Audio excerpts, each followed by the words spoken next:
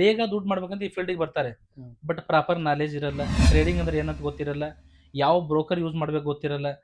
ಆಮೇಲೆ ಒಂದೇ ತಿಂಗಳಿಗೆ ದುಡ್ಡು ಬೇಕು ನಮಗಂತೇಳಿ ಬಂದು ಅಮೌಂಟ್ ಆ್ಯಡ್ ಮಾಡಿ ಎಲ್ಲಿ ಬೇಕಲ್ಲಿ ಟ್ರೇಡ್ ಮಾಡ್ತಾರೆ.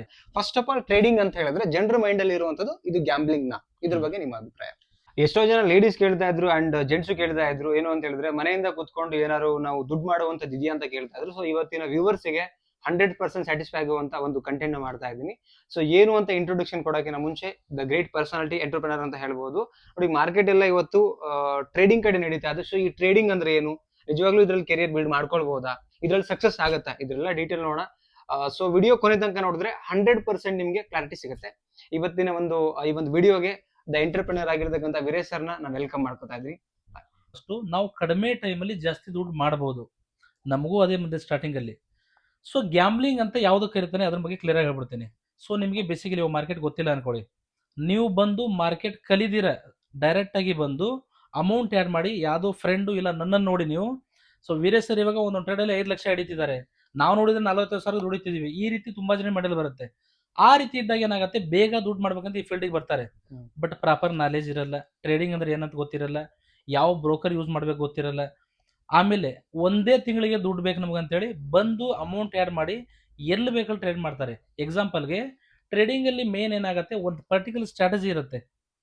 ಆ ಒಂದು ಸ್ಟ್ರಾಟಜಿ ಕ್ರಿಯೇಟ್ ಮಾಡ್ಬೇಕಂದ್ರೆ ನಾನು ಇವಾಗ ಬೇಸಿಕಲಿ ಪ್ರೈಸ್ ಆಕ್ಷನ್ ಒಂದು ಇಂಡಿಕೇಟರ್ ಯೂಸ್ ಮಾಡ್ತೀನಿ. ನಾನು ಅದರ ಮೇಲೆ ವರ್ಷಾನುಗಂಟ್ಲೆ ಕೆಲಸ ಮಾಡಿದ್ದೀನಿ.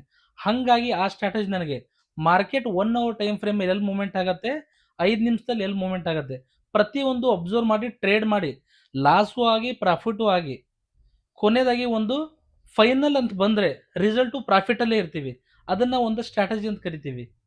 ಈ ರೀತಿ ಒಂದು ಸ್ಟ್ರಾಟಜಿ ಮೇಲೆ ಕೆಲಸ ಮಾಡ್ದಿರ ಡೈರೆಕ್ಟಾಗಿ ಬಂದು ಟ್ರೇಡ್ ಮಾಡ್ತಾರೆ ಜನ, ಅಲ್ಲಿ ಡೆಫಿನೆಟ್ಲಿ ಲಾಸ್ ಆಗುತ್ತೆ. ಸೊ ಆ ಫೀಲ್ಡ್ ಬಗ್ಗೆ ಗೊತ್ತೇ ಇಲ್ಲ ಅಂದರೆ ಡೆಫಿನೆಟ್ಲಿ ಲಾಸ್ ಆಗೋ ಚಾನ್ಸ್ ಇರುತ್ತೆ. ಇದನ್ನು ನಾನು ಗ್ಯಾಮ್ಲಿಂಗ್ ಅಂತ ಕರಿತೀನಿ. ಇನ್ನೊಂದು ಮೇನ್ ಏನಂದರೆ, ತುಂಬ ಜನ ಏನು ಮಾಡ್ತಾರೆ, ಇದರಲ್ಲಿ ಅಕೌಂಟ್ ಹ್ಯಾಂಡ್ಲಿಂಗ್ ಅಂತ ಕೊಡ್ತಾರೆ, ಅದನ್ನು ಗ್ಯಾಮ್ಲಿಂಗ್ ಅಂತ ಕರಿತೀನಿ. ಯಾಕೆ ಇದನ್ನು ಯಾಕೆ ಮಾಡ್ತಿದ್ದೀನಿ ಅಂದರೆ, ನಿಮ್ಮ ಹತ್ರ 1 ಲಕ್ಷ ಇದೆ, ನನ್ನ ಹತ್ರ ಬಂದ್ರಿ, ಸುಮಾರು ಜನ ಹತ್ರ ಅದೇ ಬರ್ತಾರೆ. ಇವತ್ತು ಕೂಡ ನಾನು ವಿಡಿಯೋ ಬಿಟ್ಟಿದ್ದೆ ಒಂದು, ಏನು ಮಾಡ್ತಾರೆ ಅಂದರೆ, ನನ್ನ ಹತ್ರ 10 ಲಕ್ಷ ಇದೆ ಸರ್, ನಾನು ವರ್ಕ್ ಮಾಡ್ತೀನಿ ಬಟ್ ನನಗೆ ಟ್ರೇಡ್ ಮಾಡೋಕ್ಕಾಗಲ್ಲ, ನೀವು ಟ್ರೇಡ್ ಮಾಡಿಕೊಡಿ. ಇದು ಗ್ಯಾಮ್ಲಿಂಗ್ಗೆ. ಆತರ ತುಂಬಾ ಜನರಿಗೆ ಇದ್ರ ಬಗ್ಗೆನೂ ಗೊತ್ತಿಲ್ಲ ಅಂತ ತುಂಬಾ ಜನ ಇಲ್ಲಿ ದುಡ್ಡು ಕಳ್ಕೊಳ್ತಿರೋದು ಈ ಪ್ರಕಾರವಾಗಿ. ಡೆಫಿನೆಟ್ಲಿ 90% ಜನ ಮಾತ್ರ ಲಾಸ್ ಆಗಿದ್ದಾರೆ, ಹಾ. 10% ಮಾತ್ರ ವಿನ್ ಆಗಿದ್ದಾರೆ. ಯಾಕಂದ್ರೆ ಅವ್ರಿಗೆ ಕಷ್ಟ ಪಡಕ್ಕೆ ಸ್ಟ್ರಾಟಜಿ ಕಂಡಿದ್ದು ಚಾಟ್ ನೋಡಿ ಮಾಡಕ್ಕೆ ಬರೋದೇ ಇಲ್ಲ. ಇವಾಗ ನೀವು ನನಗೆ ಏನಾದ್ರು ತೋರಿಸಿದ್ರೆ ಒಂದು ಚಾಟು 2 ನಿಮಿಷದಲ್ಲಿ ನಾನು ಟ್ರೇಡ್ ಎಲ್ಲಿ ತಗೋ ಅಂತ ಹೇಳ್ಬಿಡ್ತೀನಿ, ಬಟ್ ನಿಮ್ಗೆ ಹೇಳಕ್ಕಾಗಲ್ಲ. ಯಾಕಂದ್ರೆ ನಾನು ಒಂದು ಸ್ಟ್ರಾಟಜಿಲಿ ವರ್ಕ್ ಮಾಡ್ತಾ ಬಂದಿರ್ತೀನಿ. ಸೊ ಆ ಚಾಟ್ ಬಗ್ಗೆ ನನಗೆ ಗೊತ್ತಿರುತ್ತೆ, ನಿಮಗೆ ಗೊತ್ತಿರುತ್ತೆ. ಹೌದು ಅಲ್ವಾ?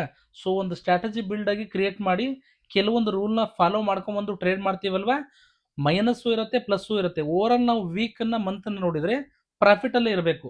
ಅದನ್ನು ನಾವು ಒಂದು ಸ್ಟ್ರಾಟಜಿ ಅಂತ ಕರಿತೀವಿ. ಆ ಥ್ರೂ ಹೋಗಿಲ್ಲ ಅಂದರೆ ಅದು gambling. Thank you sir, thank you so much. So second ಪ್ರಶ್ನೆ ಏನಂತ ಹೇಳಿದ್ರೆ, ಸೊ ವಿವರ್ ಥ್ರೂ ನಾನೇ ಈಗ ಪ್ರಶ್ನೆ ಕೇಳ್ತಾ ಇದ್ದೀನಿ. ಟ್ರೇಡಿಂಗ್ ಮಾಡೋರಿಗೆ, ಸೊ ಈಗ ಎಕ್ಸಾಂಪಲ್ ಏನಂತ ಹೇಳಿದ್ರೆ, ಈ ಟಿಪ್ಸ್ ಕೊಡೋದಾದ್ರೆ ನೀವು ಏನಾದ್ರು ಈಗ ಸಲಹೆಗಳು 1-2 ಸಲಹೆ ಕೊಡೋದಾದ್ರೆ ಯಾವ ತರ ಕೊಡ್ತೀರಿ? ಟ್ರೇಡಿಂಗ್ ಮಾಡಿ ಹೊಸ ಬಿಗಿನರ್ ಯಾರು ಬರ್ತಾರೆ, ಓಕೆ, ಇದ್ರಲ್ಲಿ ನಾನು ಬೆಳಿಬೇಕು ಅಂತ ಬರ್ತಾರೆ, ಅವರಿಗೆ ನೀವು ಮುಖ್ಯವಾಗಿ 1-2 ಟಿಪ್ಸ್ ಏನಾದ್ರು ಕೊಡೋ ಹಾಗಿದ್ರೆ ಯಾವ್ದು ಟಿಪ್ಸ್ ಕೊಡಕ್ಕೆ ಇಷ್ಟಪಡ್ತೀರಿ? ಸೊ ನಾನು ಬೇಸಿಕಲಿ ಸ್ಟೂಡೆಂಟಿಗೆ ಹೇಳೋದು 2-3 ಥರ ಡಿವೈಡ್ ಮಾಡ್ತೀನಿ, ಇದೇ ರಿಯಾಲಿಟಿ. ಟ್ರೇಡಿಂಗ್ನ ತುಂಬ ಜನ ಇನ್ಸ್ಟಾಗ್ರಾಮಲ್ಲಿ ಯೂಟ್ಯೂಬಲ್ಲಿ ನೋಡಿ, ಅವರು ಕಾರ್ ತೊಗೊಳೋದು ನೋಡಿ, ಮನೆ ಬೈ ಮಾಡೋದು ನೋಡಿ, ಕಾರ್ ತುಂಬ ಬೈ ಮಾಡ್ತಾರೆ. ಇವಾಗ ಟ್ರೇಡಿಂಗಲ್ಲಿ ಏನಾಗಿದೆ ಅಂದರೆ, ಡಿಪೆಂಡ್ರು ಫಾರ್ಚೂನರ್ ಕಾರ್ ತೊಗೊಂಡಿದ್ದ ತಕ್ಷಣ ಅವರು ದೊಡ್ಡ ಪ್ರಾಫಿಟೇಬಲ್ ಟ್ರೇಡರು, ನಾವು ಹೊರಂಗಾಗಬೇಕಂತೇಳಿ ಸ್ಟೂಡೆಂಟು ಕಲೀಲಿಲ್ಲಂಗೆ ಈ ಫೀಲ್ಡಿಗೆ ಬಂದುಬಿಡ್ತಾರೆ. ಇವಾಗ ಎಜುಕೇಷನ್ ಮೆಡಿಕಲ್ ಸ್ಟೂಡೆಂಟ್ ತುಂಬ ಜನ ಜಾಯ್ನ್ ಆಗಿದ್ದಾರೆ. ಟ್ರೇಡಿಂಗ್ ನಾವು ಹುಟ್ಟೋದಕ್ಕಿಂತ ಮುಂಚೆನೂ ಇತ್ತು, ಮುಂದೂ ಇರುತ್ತೆ, ಯಾವಾಗಲೂ ಇರುತ್ತೆ. ಎಜುಕೇಷನ್ ತುಂಬ ಇಂಪಾರ್ಟೆಂಟು. ಓಕೆ, ಎಲ್ಲ ಬಿಟ್ಟು ನಾನು ಟ್ರೇಡಿಂಗಲ್ಲೇ ಕೂತ್ಕೋತೀನೋ ಡೆಫಿನೆಟ್ಲಿ ಆಗಲ್ಲ. ಯಾಕಂದರೆ ಟ್ರೇಡಿಂಗಲ್ಲಿ ಸೈಕಾಲಜಿ ತುಂಬ ಇಂಪಾರ್ಟೆಂಟು. ಇವಾಗ ಯಾರು ಸ್ಟೂಡೆಂಟ್ ಇದ್ದಾರಲ್ಲ, ಅವರು ಎಜುಕೇಷನ್ನು ನೋಡಬೇಕು, ಡೆಮೋದಲ್ಲಿ ಪ್ರಾಕ್ಟೀಸ್ ಮಾಡಬೇಕು, ಮೊದಲು ತಿಳ್ಕೋಬೇಕು ಟ್ರೇಡಿಂಗ್ ಅಂದರೆ ಏನು, ಯಾಕೆ ತುಂಬ ಜನ ಫೇಲ್ ಆಗ್ತಿದ್ದಾರೆ ಅಂದರೆ, ಫೇಲ್ ಆಗ್ತಿರೋರು ಯಾರು, ಪ್ರಾಫಿಟ್ ಹೆಂಗೆ ಆಗಕ್ಕೆ ಸಾಧ್ಯ, ಬೇಸಿಕ್ ಫಸ್ಟ್ ಇವನು ತಿಳ್ಕೊಬೇಕು. ಫಸ್ಟು ಯಾರು ಸ್ಟೂಡೆಂಟು.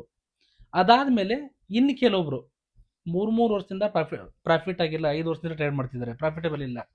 ಅವ್ರು ಏನು ಮಾಡ್ತಿದ್ದಾರೆ ಅಂದರೆ, ಅವ್ರ ಮಿಸ್ಟೇಕ್ಗಳನ್ನ ನೋಟ್ ಮಾಡ್ತಾ ಇಲ್ಲ. ಏನ್ ಮಾಡ್ತಾ ಇಲ್ಲ, ನೋಟ್ ಮಾಡ್ತಾ ಇಲ್ಲ. ಆಮೇಲೆ 1 ವೀಕ್ ಇವಾಗ ಎಂಟ್ರಿ ಕೊಟ್ಟಿದ್ದಾರೆ ಅಂದರೆ, 1 ವೀಕ್ ಏನಾದ್ರು ಬಿಗಿನಿಂಗಲ್ಲೂ ಕೂಡ ಸ್ಟೂಡೆಂಟ್ ಅಲ್ಲ, ಆಲ್ರೆಡಿ ಫೀಲ್ಡಲ್ಲಿ ಇದ್ದಾರೆ, ಮಾರ್ಕೆಟಲ್ಲಿ ಸ್ಟಾರ್ಟ್ ಮಾಡ್ತಿದ್ದಾರೆ, ಡೆಮೋದಲ್ಲಿ ಪ್ರಾಕ್ಟೀಸ್ ಮಾಡಿದ್ರೆ ರಿಯಲಿಗೆ ಬಂದಿಲ್ಲ. ಸೊ ಡೆಮೋಗೂ ರಿಯಲ್ಗೂ ತುಂಬ ಡಿಫ್ರೆನ್ಸ್ ಇದೆ. ರಿಯಲಿಗೆ ಬಂದಾದ್ಮೇಲೆ ಏನು ಮಾಡ್ತಾರೆ, 1 ವೀಕ್ ಪ್ರಾಫಿಟ್ ಆದರೆ ಕೆಲಸ ಬಿಟ್ಬಿಡ್ತಾರೆ. ಅವ್ರು ಏನು ಮಾಡ್ತಿದ್ರು, ಒಂದು ಸಲ ಇವಾಗ 3,000 ಏನಾರ ಪ್ರಾಫಿಟ್ ಆದರೆ ಒಂದಿನಕ್ಕೆ ಮಂತಿ ಕನ್ವರ್ಟ್ ಮಾಡ್ಕೊಂಡ್ಬಿಡೋದು. ಹ್ಮ್ 3 ಹತ್ಲೆ 30 3 ಲಕ್ಷ ಆ ರೀತಿ. ಟ್ರೇಡಿಂಗ್ ಅಲ್ಲಿ ಹಾ. ಮಾರ್ಕೆಟ್ ಏನ್ ಮಾಡುತ್ತೆ, ಸ್ಟಾರ್ಟಿಂಗ್ ಅಲ್ಲಿ ಬೇಸ್ ಕೊಡುತ್ತೆ ಫಸ್ಟ್, ಹಾ. ಆಮೇಲೆ ಹೆಂಗ್ ಕಿತ್ಕೊಳತ್ತಂದ್ರೆ, ಇನ್ನೊಂದು ಟ್ರೇಡಿಂಗ್ ರಿಯಾಲಿಟಿ ಹೇಳ್ತೀನಿ ನಿಮಗೆ. ಟ್ರೇಡಿಂಗ್ ಅಲ್ಲಿ ಇವಾಗ ಎಂಟ್ರಿ ಆಗ್ತಾರಲ್ಲ ಬೇಸಿಕಲಿ ಫಸ್ಟಿಗೆ ಅವ್ರು ಏನ್ ಮಾಡ್ತಾರಂದ್ರೆ, ಒಂದ್ಸಲ ಚಾನ್ಸ್ ನೋಡೋಣ ನಾವು, ಒಂದು 20,000 ಹಾಕಿ, ಆಗಿಲ್ಲ ಅಂದ್ರೆ ಬಿಟ್ಬಿಡೋಣ ಅಂತ ಬರ್ತಾರೆ. ಟ್ರೇಡಿಂಗ್ ಅಲ್ಲಿ ಒಂದು ಸಲ ಎಂಟ್ರಿ ಆದ್ರೆ ವಾಪಸ್ ಹೊರಗೆ ಹೋಗಲ್ಲ ಅವರು.